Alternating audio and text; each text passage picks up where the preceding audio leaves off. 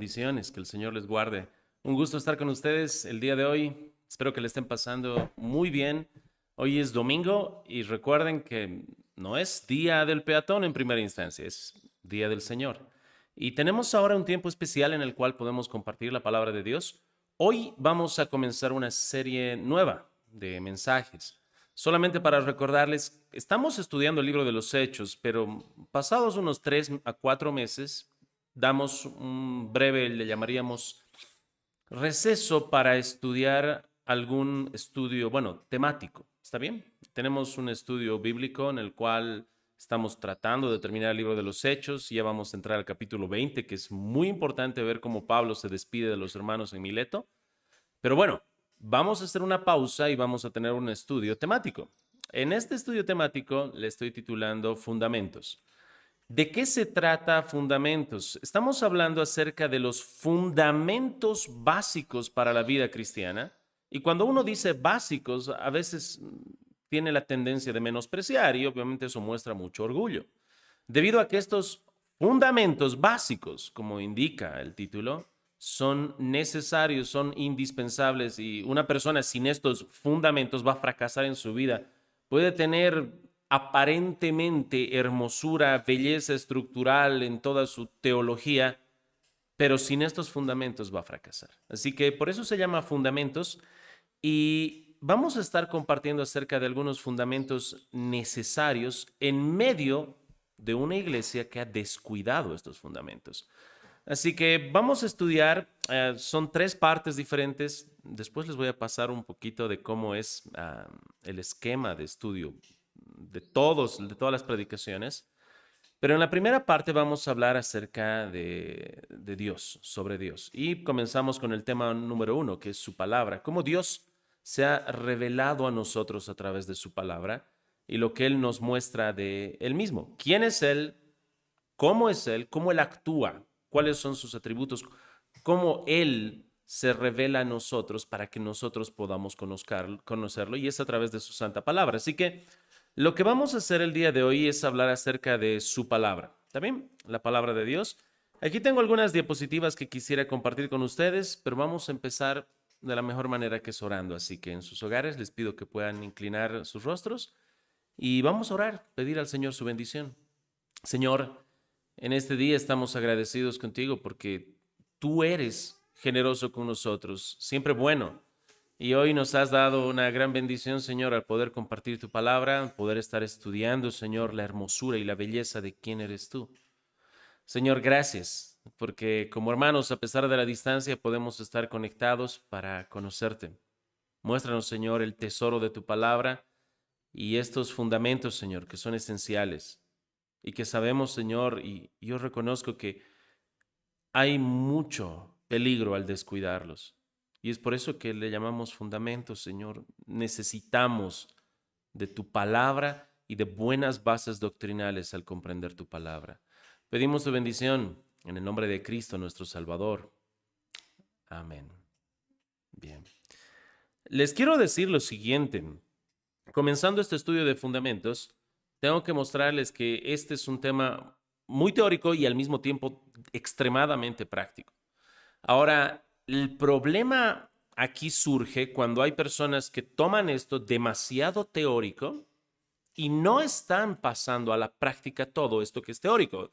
Todo esto que tal vez a primera instancia tú digas, ¿qué es inspiración? ¿Qué es inspiración verbal y plenaria? ¿Qué impacto tiene en mi vida hacer una correcta exégesis, sola escritura, tota escritura? Parecen términos un poco fríos. Pero déjame decirte que descuidar estos temas trae grandes problemas. Hay iglesias que actualmente, todavía no te puedo decir cuáles, están sufriendo grandes escándalos a nivel mundial por haber descuidado el tema de la palabra de Dios y lo que debe hacerse. ¿Está bien? Así que hoy vamos a estar estudiando lo que es su palabra y quisiera que vayamos a uno de los versículos que vamos a estar estudiando de manera primaria y es el siguiente, segunda Timoteo. Pero antes de entrar a segunda de Timoteo, y el versículo que vamos a enseñar. Me gustaría tal vez decirles cuál va a ser el formato de estudio. Son solamente 3 puntos que vamos a estar nosotros llevando. El primer punto es el tema doctrinal. Vamos a ver todas estas bases, fundamentos que tenemos que conocer de doctrina. Luego vamos a hablar acerca de la defensa. ¿Cómo es que son atacadas estas verdades doctrinales? Y cómo nosotros presentamos una defensa para poder, obviamente, corregir lo deficiente. ¿Está bien? En la primera parte vamos a ver la parte doctrinal.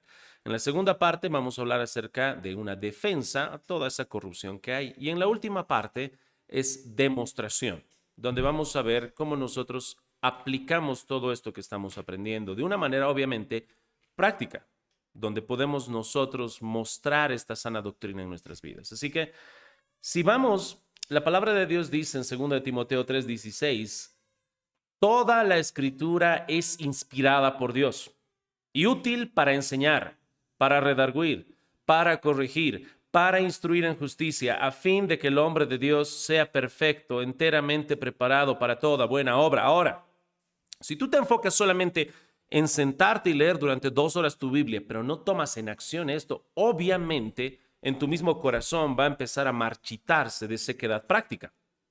¿Qué nos dice la Escritura? Este pasaje es altamente utilizado para hablar acerca de la inspiración de las Escrituras, de la infalibilidad de las Escrituras, de que la palabra de Dios no se equivoca, es perfecta. ¿Ok? Es altamente usado. Pero ¿qué nos está mostrando este pasaje que es altamente usado para esta gran doctrina? Dice que es útil para enseñar. ¿Sabes cuán difícil es enseñar? Prepararse. Poder ir y capacitarse para poder enseñar de una manera donde no confundas más a la gente, sino puedas aclarar ideas. Requiere tiempo. Así que tú te confrontas a una persona que le vas a enseñar y va a haber preguntas. Así que este desafío de la palabra de Dios trae en sí una aventura para enseñar. Dice también para corregir, para redarguir, para corregir. Ahora, si nosotros aplicamos esta doctrina que nosotros vamos a aprender el día de hoy, de que creemos que es nuestra máxima autoridad, pues bueno, el llamado es a corregir, a instruir. A tu pastor, quizá en alguna ocasión, con mucho respeto, a tu discipulador, a alguien que es mayor que tú o alguien que es menor que tú. Tal vez tú soltero queriendo llamar la atención por algo, alguien casado o viceversa. Pero el aplicar estos principios bíblicos traen una gran aventura en sí. Lo que quiero mostrarte y decirte simplemente es, todo esto se va a volver aburrido en la medida que tú no pongas en práctica lo que Dios te está enseñando. Así que cuando hablamos de la inspiración de Dios, se usa bastante este pasaje, 2 Timoteo 3:16, y la palabra que nos está interesando está en la parte de abajo, está en griego, es theonustos, que significa aliento de Dios. Cuando dice la Escritura que toda la Escritura es inspirada, esta palabra inspirada en griego es theonustos, que significa aliento de Dios. Como cuando yo me acerco a la ventana y obviamente expiro, saco mi aliento y puedo ver empañado el vidrio de mi aliento. Eso es lo que está diciendo ahora la palabra. Toda la escritura es aliento de Dios, viene de Dios. Así que está inspirada por nuestro Padre Celestial, está inspirada por nuestro Dios Trinitario, al cual que nosotros creemos.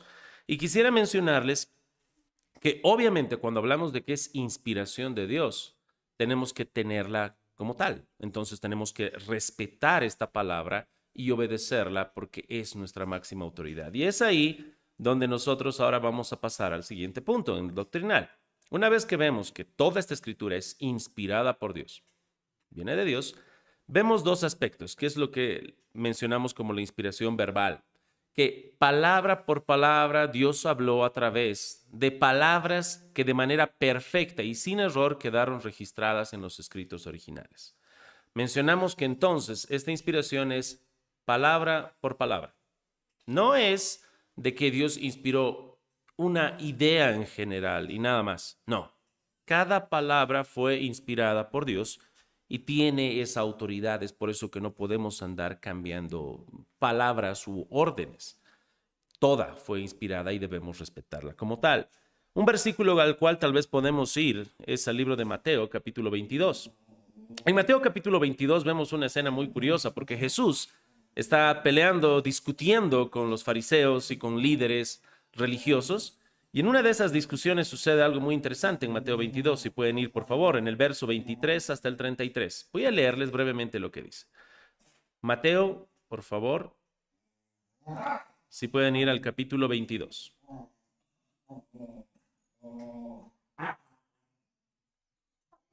Dice la palabra de Dios así. Mateo 22, desde el verso 23. Aquel día vinieron a él los saduceos, que dicen que no hay resurrección. Y le dijeron, Maestro, Moisés dijo, si alguno muriere sin hijos, su hermano se casará con su mujer y levantará descendencia a su hermano. Hubo pues entre nosotros 7 hermanos. El primero se casó y murió, y no teniendo descendencia, dejó su mujer a su hermano. De la misma manera, también el segundo y el tercero, hasta el séptimo. Y después de todos, murió también la mujer. En la resurrección, pues, ¿de cuál de los 7 será ella mujer, ya que todos la tuvieron? Esta pregunta es muy curiosa por estos hombres que no creen en la resurrección, y su base que están utilizando para no creer en la resurrección es esta fábula, donde una mujer en su vida tuvo 7 maridos, obviamente fue viuda repetidas veces, y en la resurrección, ¿de quién va a ser la mujer? ¿No? Es una confusión total. Y Jesús les responde. Verso 29. Entonces, respondiendo, Jesús le dijo, erráis ignorando las Escrituras. Recuerden que la base para tomar decisiones, debates, las preguntas más trascendentales de la vida no vienen de la opinión de alguien. El mismo Señor Jesús trae esta base que son las Escrituras. Así que dice por eso, erráis ignorando las Escrituras y el poder de Dios, porque en la resurrección ni se casarán ni se darán en casamiento, sino que serán como los ángeles de Dios en el cielo. Y ahora les va a corregir. Pero respecto a la resurrección de los muertos, ¿no habéis leído lo que os fue dicho por Dios cuando dijo, yo soy el Dios de Abraham, el Dios de Isaac y el Dios de Jacob?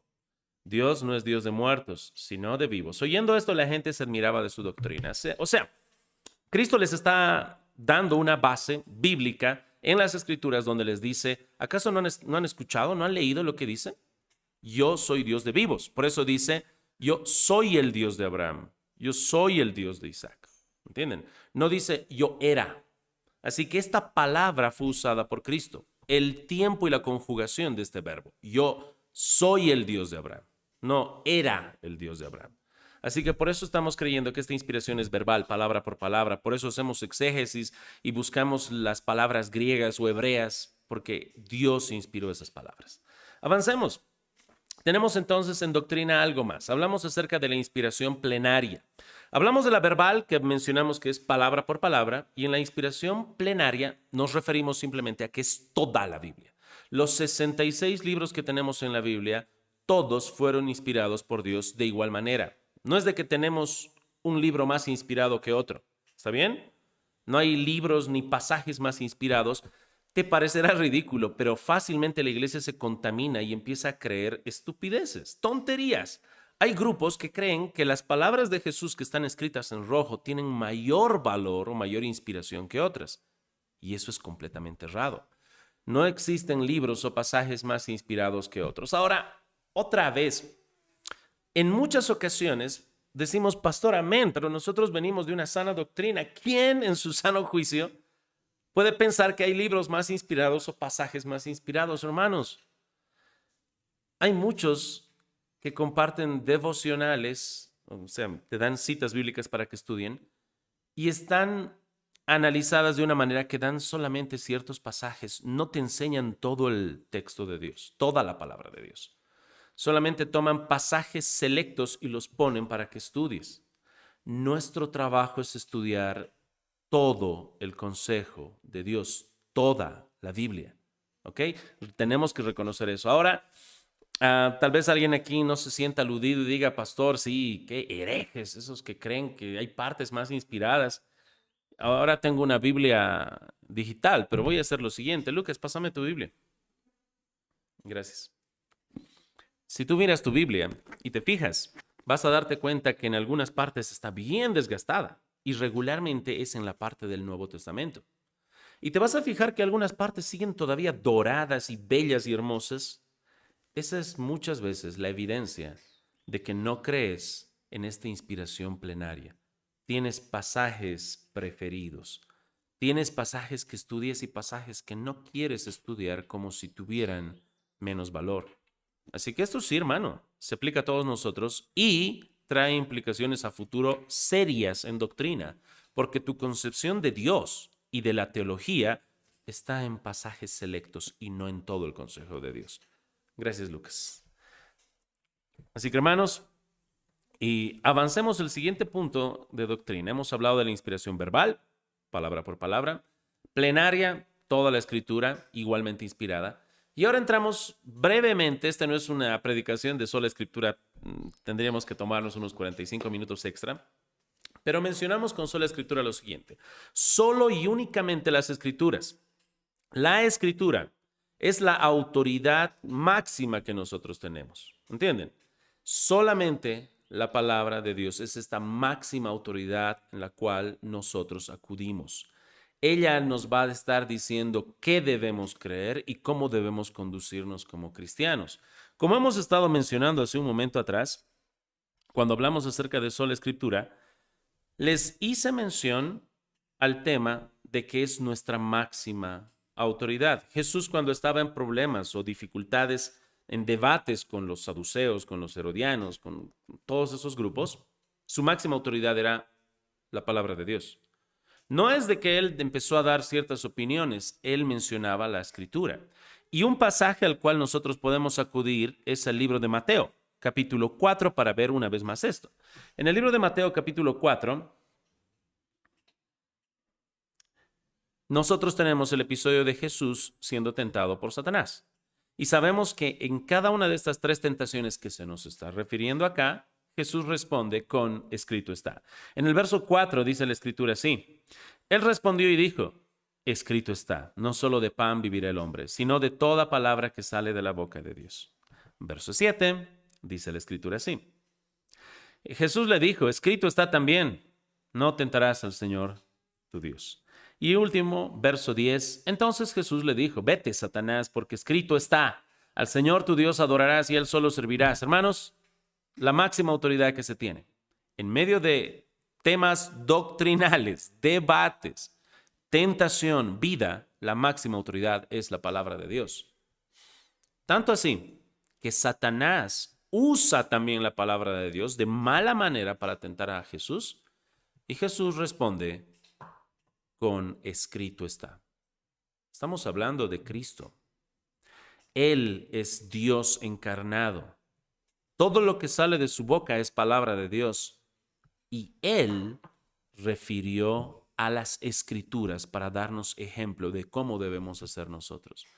Tenemos que acudir a la palabra de Dios. Ahora, brevemente, cuando hablamos, repitiéndoles acerca de lo que es sola Escritura, mencionamos que es nuestra máxima autoridad. Las Escrituras, esos 66 libros, nuestra máxima autoridad de fe y doctrina en la vida del creyente. ¿Qué es lo que dice Michael Kruger? Es un gran teólogo, les recomiendo que lo busquen. La Escritura sola es la palabra de Dios y por lo tanto la única e infalible regla de doctrina y vida. Este fue el combustible que se necesitó para la ignición de lo que conocemos como la Reforma. Por si acaso, cuando hablamos de la Reforma Protestante, mencionamos que Lutero clavó sus 95 tesis, empezó una persecución, hubo mucho conflicto. Pero ¿dónde surgió todo esto? Algunos mencionan sola fide, solo por fe, y la Iglesia Católica creía que la salvación era por fe y más cosas, obviamente. Pero todo surgió de sola Escritura. ¿Cuál es la máxima autoridad? ¿Es el Papa? ¿Cuál es la máxima autoridad? ¿El pastor? ¿Cuál es la máxima autoridad? Un grupo de pastores. La palabra de Dios. Es nuestra y debe ser nuestra máxima autoridad. Ahora, tenemos autoridades en la iglesia, en iglesias, autoridades que respetamos, pero nuestra máxima autoridad debe ser la palabra de Dios. Ahora, vamos a poner de manera práctica después eso, pero quisiera que entiendas primero eso. Ahora, no solamente hablamos acerca de sola escritura, sino tota escritura. Tota escritura, estamos hablando de que toda la palabra de Dios es inspirada. Como les mencioné, esto hace mención más que nada al tema de la inspiración plenaria, que toda es inspirada. Nosotros creemos en sola escritura, nuestra máxima autoridad, y tota escritura. Toda la escritura, desde Génesis hasta Apocalipsis. Y esto es para hacer mención del descuido que hay en nuestras iglesias de leer solamente ciertos pasajes. Por ejemplo, me gustaría algún día que podamos estudiar. Un día estudiamos hasta cierta parte, pero no terminamos el libro de Levítico. Pero a muchos les parece aburrido el libro de Levítico. Y les expliqué en ese entonces por qué les parece aburrido, porque están enfocándose de una mala manera a cómo estudiar ese libro. Ayuden su corazón visualizando. Cuando lees los primeros capítulos empiezas a ver cómo son los sacrificios. Te garantizo que si trajéramos un animal para ilustrar el sacrificio que se está diciendo en el capítulo 1 o en el capítulo 2, nadie dormiría. Todos estarían con los ojos totalmente teñidos de la sangre de lo que estamos realizando allí, ilustrando cómo es que se realizaban los sacrificios. El problema no es la escritura que es aburrida. El problema eres tú y yo, que tenemos naturaleza pecaminosa y caída. Hay pasajes que nos parecen menos inspirados, que lees con más agrado una epístola de Pablo a los Efesios y hablan del matrimonio, la sujeción y el amor y te deleitas. Y luego vas a Génesis y ves un capítulo lleno de genealogías y no hay esa emoción. Pero el problema no está en la escritura. El problema está en ti, está en mí. Si nosotros transformamos, que Dios transforme nuestro corazón y nosotros maduramos, vamos a leer ese libro de Génesis y genealogías y al haber conocido a Dios después de un tiempo y haber estudiado de qué se trata, quizá puedas fácilmente derramar lágrimas como un bebé al leer una genealogía. Una pequeña experiencia que me sucedió fue cuando yo estaba mis primeros meses de cristiano tratando de leer Génesis y me vino la tentación de saltarme las genealogías. Y cuando estaba en las genealogías en el libro de Génesis, sucedió algo interesante, que al estudiar el libro de Génesis, en el capítulo número 5 se está mencionando lo que es algunas genealogías. Y en este capítulo 5 me vino la tentación de, bueno, pues saltármelas. Así que les voy a leer brevemente lo que estaba leyendo en ese entonces. En Génesis capítulo 5.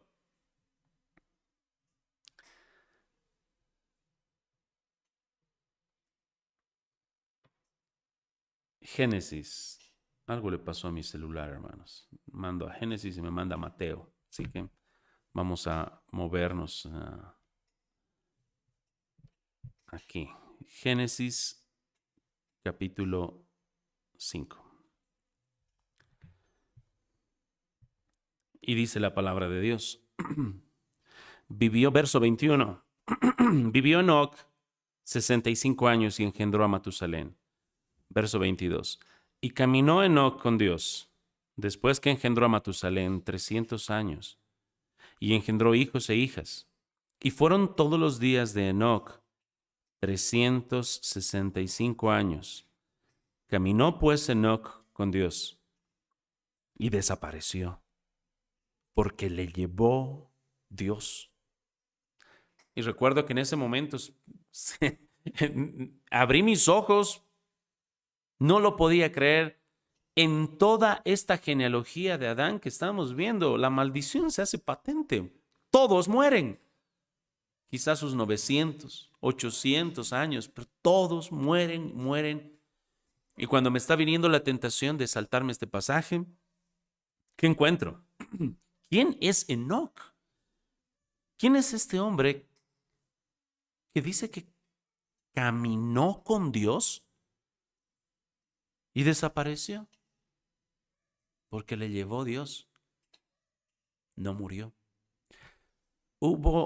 Este hombre es uno de los pocos casos que fueron tomados a la misma presencia de Dios sin haber pasado por la muerte.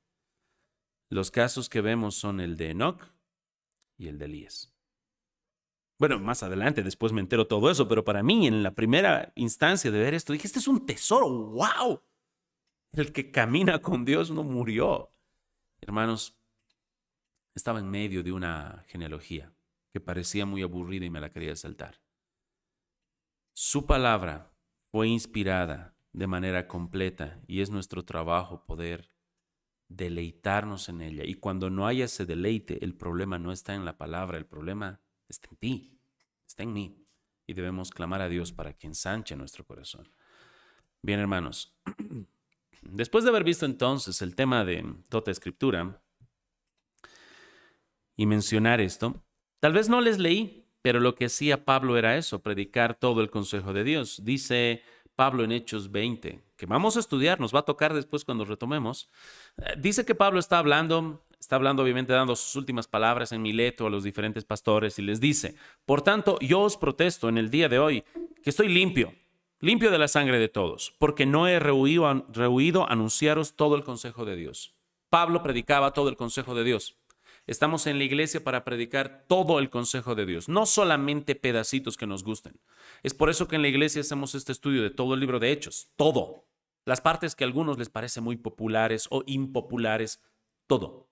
Dios mediante terminamos el libro de los Hechos y vamos a estudiar otro libro. ¿Cuál, pastor? Mi corazón se está partiendo porque quiero que estudiemos un libro del Antiguo Testamento y estoy viendo la posibilidad de sí o sí regresar quizá al Levítico o algún libro poético o algún libro profético y se me parte el corazón, pero tenemos que estudiar todo el consejo de Dios. Esos pasajes que aparentan ser difíciles, tenemos que enseñarlos. Todo el consejo de Dios. ¿Qué dice Pablo? Estoy libre, mis manos están limpias de la sangre. ¿Qué está diciendo con esto? Si tú no predicas todo el consejo de Dios, Dios va a demandar la sangre de ti. Eres cómplice porque no has dicho todo el consejo. Has escogido partes, has buscado agradar a la gente y no se trata eso, el ser cristiano. El ser cristiano es compartir todo el consejo de Dios. Ir y predicar el evangelio, las malas noticias del pecado, al lujo de detalles, las buenas noticias de Cristo Jesús y el mandato a creer en el evangelio. Pero recuerden, es todo el consejo. En tu vida, a los hermanos, en tu hogar, tu llamado es predicar todo el consejo de Dios, no solamente pedacitos. Avancemos, hermanos. En el tema doctrinal ahora pasamos a la parte de la hermenéutica, que es nuestro último punto de la parte doctrinal. ¿Qué es la hermenéutica? Es la interpretación sana de las Sagradas Escrituras y es lo que nosotros debemos buscar. Déjeme un segundo, está sucediendo algo raro con esta presentación. Nosotros tenemos que interpretar estas Sagradas Escrituras. Ahora, aquí algunas personas pueden decir, pero pastor, cada uno interpreta a su manera. No es así. No es que cada uno interpreta a su manera. Dios nos ha entregado raciocinio. Nosotros, en este momento, yo me hablo y me dirijo a ti con palabras. Tú me entiendes. Interpretas lo que digo y no hay confusión en esto.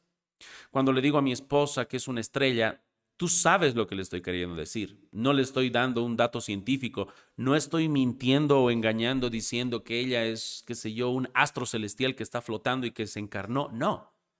Le estoy dando un piropo. Sabes interpretar eso. Le estoy diciendo que es brillante y hermoso para mí. Tú puedes interpretar sin ningún problema. Y lo que Dios está pidiendo ahora en las Sagradas Escrituras es que nosotros podamos interpretar de esta manera, de una manera correcta. Como nosotros nos comunicamos con palabras, Dios se comunicó con palabras en un contexto. Obviamente tenemos mucha información. Tenemos quién nos escribió, dónde escribió, el contexto histórico. Así que fácilmente podemos interpretar.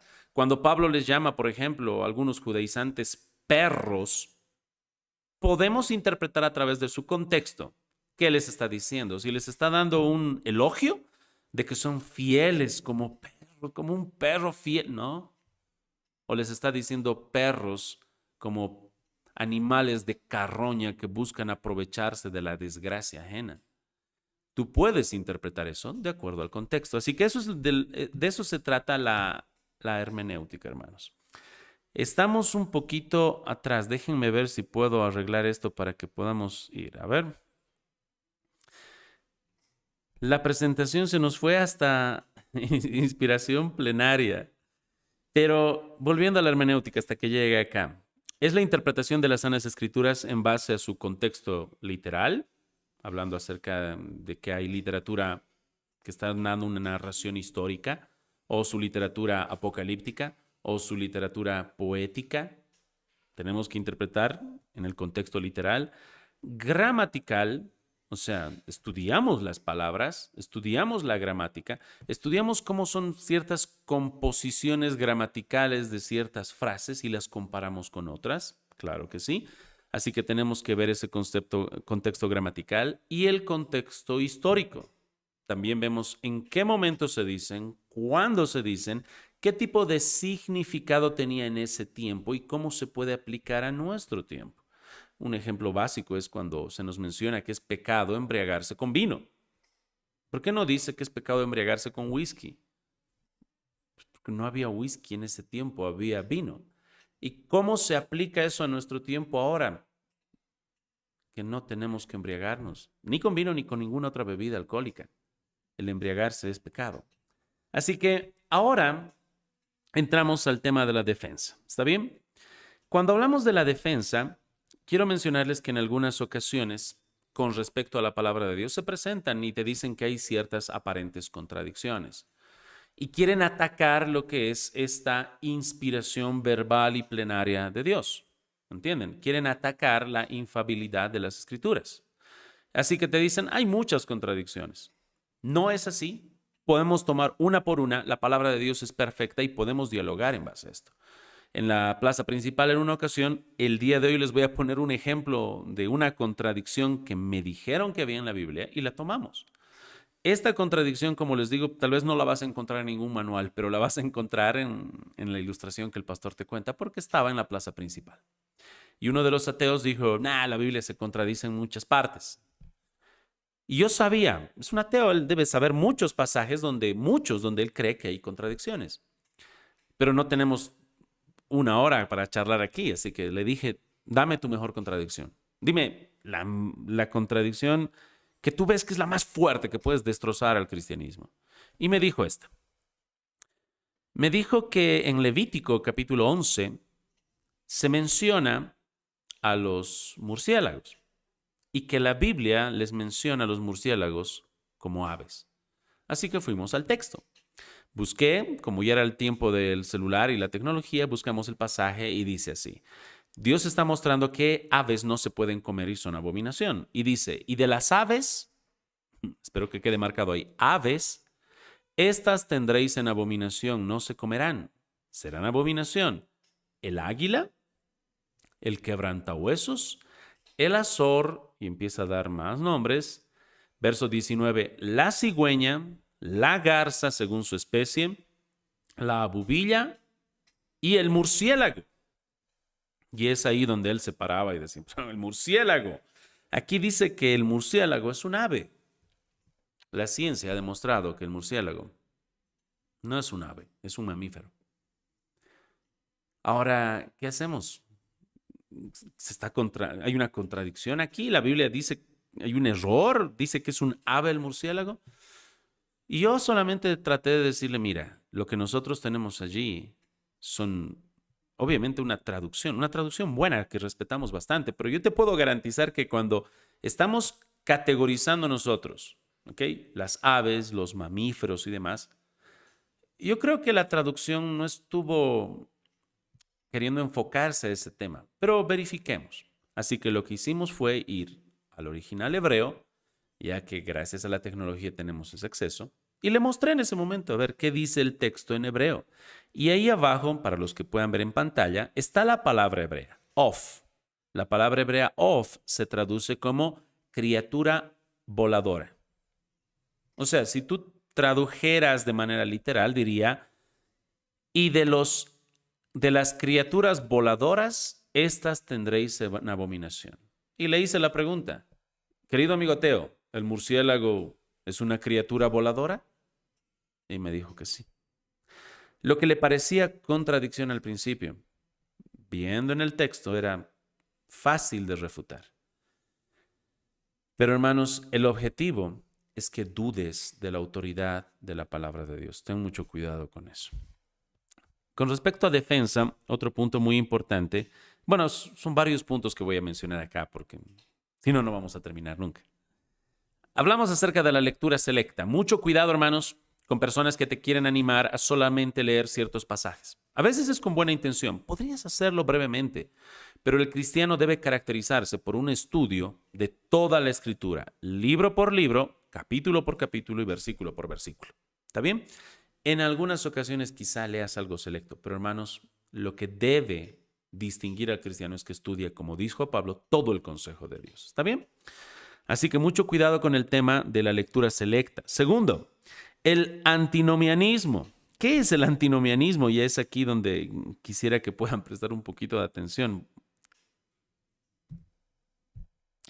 El antinomianismo, como menciona su nombre y su etimología, está diciendo que está contra la ley. Anti, contra, y nomos, ley. Antiley, contra la ley. Y este grupo va a estar enseñando, y tal vez lo has escuchado así, y tal vez suene algo en tu mente diciendo, yo lo escuché en algún lado. Dicen, estamos bajo la gracia, ya no bajo la ley. Haciendo mención a que ahora se enfocan en el Nuevo Testamento y no en el Antiguo Testamento. Y tienen el Antiguo Testamento y muchos de sus pasajes en segunda categoría. También dicen, es que sus pasajes eran para Israel solamente. Mucho cuidado con eso. Cuando nosotros escuchamos en el Nuevo Testamento a Jesús, las profecías y que Jesús de bebés lo llevaron a Egipto y regresa de Egipto Jesucristo y llega de nuevo a Tierra Santa y allí en la Escritura dice, porque se cumplió la Escritura, de Egipto llamé a mi hijo. Ese pasaje, si tú miras en el Antiguo Testamento, vas a pensar que se refiere a Israel. Y vas a decir, realmente es Israel, de Egipto llamé a mi hijo, sacó a la nación de Israel de Egipto. Y tiene un cumplimiento en Cristo. Tiene una trascendencia. Hay una importancia para Israel, claro que sí, pero no por eso llega a ser de segunda categoría para nosotros, los que estamos ahora en Cristo. Tiene una igual relevancia. ¿Ok? En distinción de casos, obviamente, pero de igual relevancia. Ahora, mucho cuidado con el antinomianismo que menciona esto, ¿no? Que va a decir, eso ya no es para nosotros. Un ejemplo que puedo darte brevemente está en 1 Corintios capítulo 9, verso 9. Vamos a ver si mi celular se arregló, hermanos. 1 Corintios capítulo 9, donde vamos a ver que el apóstol Pablo usa el Antiguo Testamento, una ley que es utilizada en la vida de agricultura de las personas, una prácticamente ley civil de trato entre personas con respecto a la agricultura. Y dice en 1 Corintios 9:9. 1 Corintios 9, verso 9. Exactamente, mi celular se arruinó. 1 Corintios, capítulo 9. Dice la escritura así. Verso 8. ¿Digo esto solo como hombre? ¿No dice esto también la ley? Porque en la ley de Moisés está escrito, no pondrás bozal al buey que trilla. ¿Tiene Dios cuidado de los bueyes o lo dice enteramente por nosotros? Pues por nosotros se escribió. Porque con esperanza debe arar el que ara y el que trilla, con esperanza de recibir el fruto. Hermanos, Pablo está hablando acerca del salario que deben recibir los siervos de Dios. Hay un salario que deben recibir. Están trabajando en el rebaño, en la obra. ¿Y qué pasaje puede usar Pablo del Antiguo Testamento? Pues usa de la ley. De la ley que está regulando trato con los animales. No pondrás bozal al buey que trilla. Estás realizando el acto de trillar y pues ese animal y bestia de campo tiene derecho de darle un mordisco a lo que está trabajando. No pondrás bozal al buey que trilla. No seas tan tacaño de no dejarle dar un mordisco a tu bestia que está trabajando tanto. Y Pablo usa este pasaje. La ley, sí, hermanos, tiene valor, tiene implicancia para la actualidad. Nosotros creemos que la ley es de Dios y se aplica a nosotros. Ahora hay que saber cómo aplicarla, obviamente.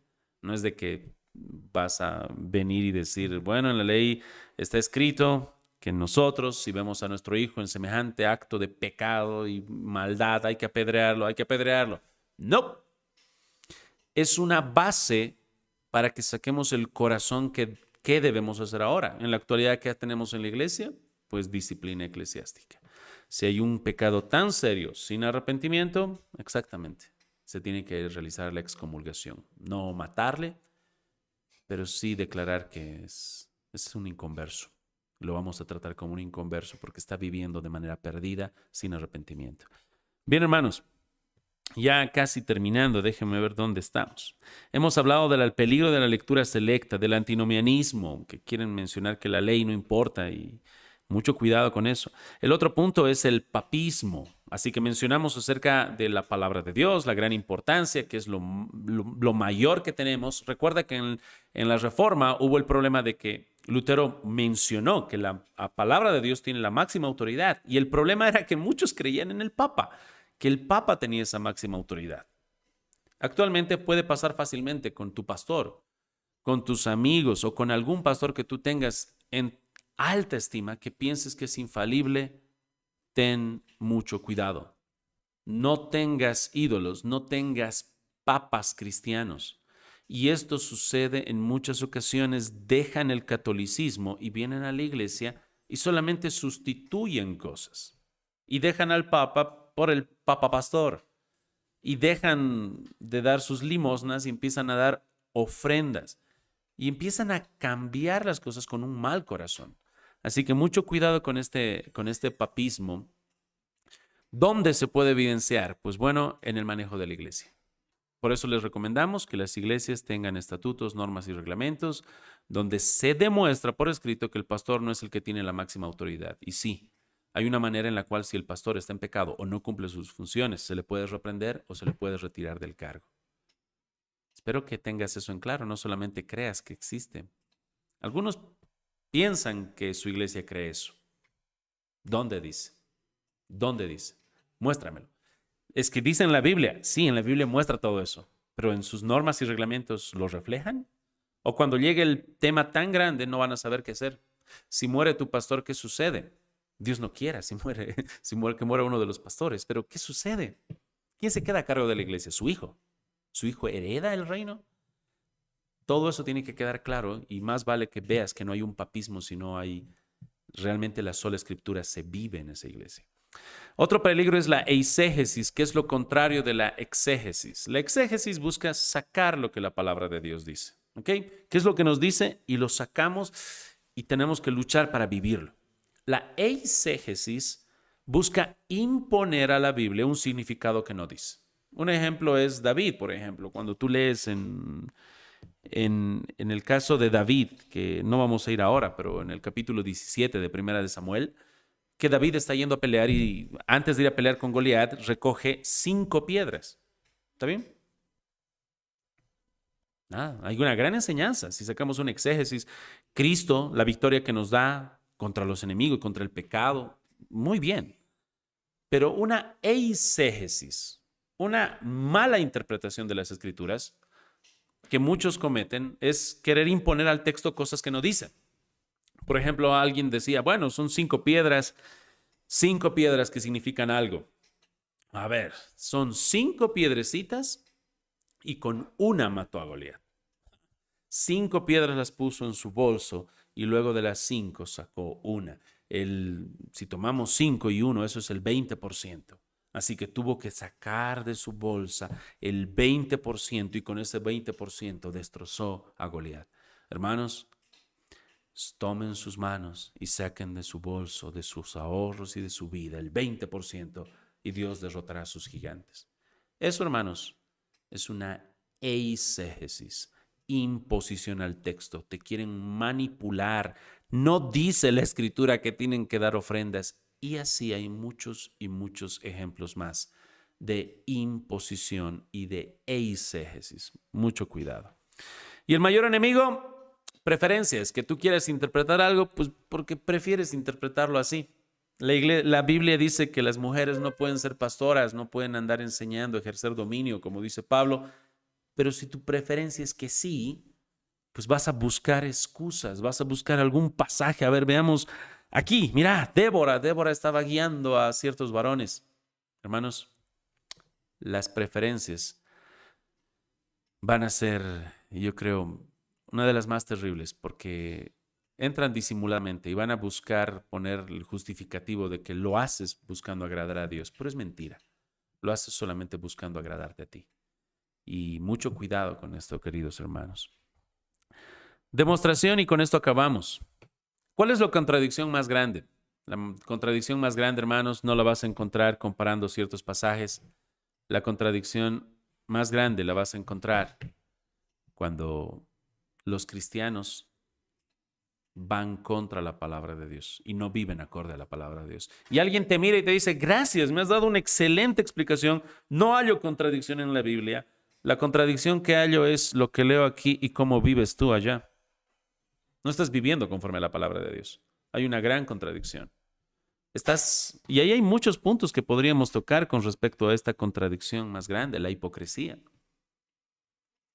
Ser hipócritas, no vivir lo que estamos predicando.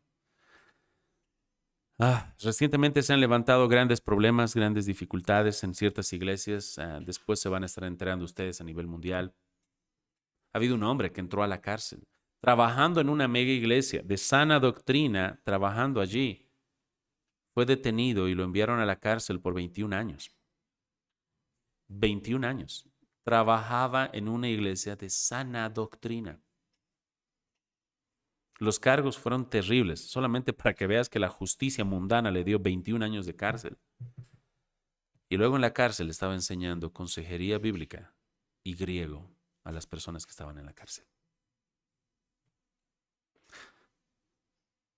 ¿Será que se arrepintió de su pecado? ¿Será que hubo una restauración? Porque si no hubo una restauración y no hubo un arrepentimiento de ese pecado por el cual entró a la cárcel, tienes un hombre que enseña consejería en la cárcel, griego bíblico en la cárcel.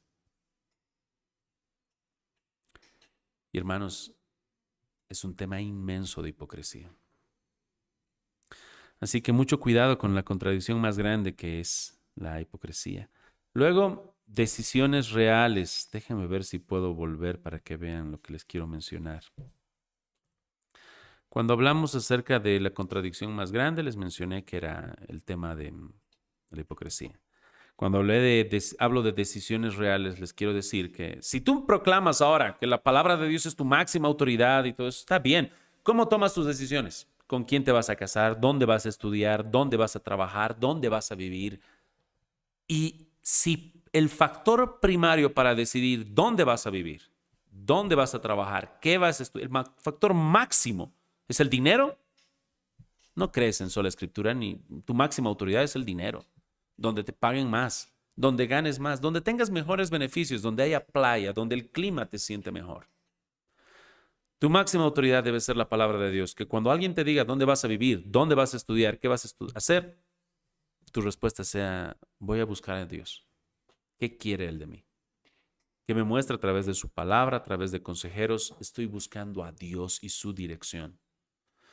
Y hermanos, fácilmente podemos caer en simplemente conocer de la sola escritura, que es nuestra máxima autoridad, pero en el diario vivir no lo es. Así que, hermanos, decisiones reales. Tenemos que actuar conforme a la palabra de Dios, poner en práctica todo lo que estamos diciendo. Provocando a Dios, quiero mencionarles que si tú no escuchas a Dios, estás provocando a Dios. Si tú andas en esa desobediencia, le estás provocando. Y Él va a ejecutar, obviamente, su castigo hacia ti. Él te ama. Así que tú tienes que obedecer todo lo que Dios te está mencionando. Quisiera que terminemos, hermanos, mencionando lo siguiente. Nuestro trabajo ahora es demostrar todo lo que aprendemos. No solamente hoy, sino todo lo que aprendemos de manera práctica. Y es aquí donde tenemos grandes desafíos. ¿Por qué? Pues hermanos, si tú ves el libro de Deuteronomio, el mandamiento más grande que es amar al Señor con todo tu corazón, con toda tu alma, con toda tu mente y con todas tus fuerzas, lo primero que haces amando al Señor, quizá en lágrimas, en oración, dices, Señor, ¿cómo? Y solamente tienes que leer un poco más y dice la Escritura, Y estas palabras las enseñarás a tus hijos. En tu casa, fuera de tu casa, en todo lugar. Y Él te está diciendo cómo tú puedes amarle. Así que ahora el trabajo es que nosotros podamos vivir lo que la palabra de Dios nos está diciendo. Que toda esa teología, doctrina y griego, que es muy importante estudiar, lo puedas aplicar. ¿De qué sirve que tú puedas hacerme realmente un análisis gramatical del libro de Mateo, de no juzgar y mostrarme toda la hermosura de la disciplina eclesiástica en Mateo 18? Y están cometiendo errores en disciplina eclesiástica. No se está juzgando justamente al hermano. Se está tolerando el pecado en el miembro de la iglesia porque es pariente del pastor. Estás tirando a la basura todo lo que estás clamando creer en sola escritura, inspiración verbal y plenaria. La estás tirando a la basura si no estás viviendo todo eso. Así que es importante creer todo esto y vivir todo esto que estamos mencionando. El corregirnos entre hermanos, el exhortarnos unos a otros, el que nosotros podamos estar no solamente haciendo esto, sino proclamando el Evangelio Santo de Cristo. Hermanos, vamos a terminar con una oración, pero ha entrado mucha corrupción a la iglesia, no solamente en el tema de sola escritura y la inspiración verbal y plenaria. Hay ataques allí, pero entran porque la gente deja de vivir estos principios bíblicos. Empieza a tolerar pecados y es ahí donde entramos a más y más errores. Así que, hermanos, vivamos su palabra, deleitémonos en su palabra, leamos la palabra cada día. Estamos últimamente luchando con muchos hermanos para que lean la Biblia cada día. Tanta hermosura podemos decir que creer. Le echamos tanto elogio a la palabra de Dios. Es tan hermosa. ¿Y no la leíste hoy? No, la escuché de un pastor. No, ¿y no la leíste tú hoy? Y estás tirando a la basura todo lo que dices creer, porque no vas a la Escritura cada día a estudiarla con deleite y con gozo. Hermanos, que nuestro corazón se asemeje más al de Cristo y nuestro deleite sea su presencia. Conozcamos muchas verdades doctrinales y las podamos vivir genuinamente. Vamos a orar, hermanos, y vamos a terminar. Señor, te damos gracias por tu palabra y por este tiempo de compartir. Gracias porque podemos apreciar y hallar el gran valor que tiene tu palabra, perfecta, santa. Y vemos, Señor, también nuestra gran falencia, nuestras preferencias por pasajes. Transfórmanos, Señor, que hallemos ese deleite en todo tu consejo, en toda tu palabra, para que lo prediquemos así. Ayúdanos, Señor, a detectar en nuestras vidas, Señor, esas incoherencias, contradicciones donde no vivimos conforme a tu palabra y cambiemos. Y así también hagamos en nuestras iglesias. Que dejemos el papismo, Señor, que podamos tener autoridades en nuestra iglesia sujetas a tu palabra. Los pastores son hermanos, miembros que están ejerciendo un oficio muy privilegiado y los tengamos en alta estima, Señor. Pero nada va a usurpar el lugar de tu palabra. Que nos paremos delante de cualquier pastor, líder, misionero, persona con cualquier título y siempre recordemos, Señor, que debemos ser buenos bereanos y tener tu palabra sobre todo. Oramos en nombre de Jesús. Amén. Queridos hermanos, un gran saludo, un gran abrazo. Que el Señor los bendiga y para mí ha sido un gusto compartir. Les deseo lo mejor, que hoy pasen un hermoso día y Dios mediante el día martes con nuestro hermano Alejandro vamos a estar compartiendo un tiempo de oración. Así que, queridos hermanos, una vez más un gran abrazo. Que el Señor los bendiga y saludos en casa a todos. Paz, hermanos.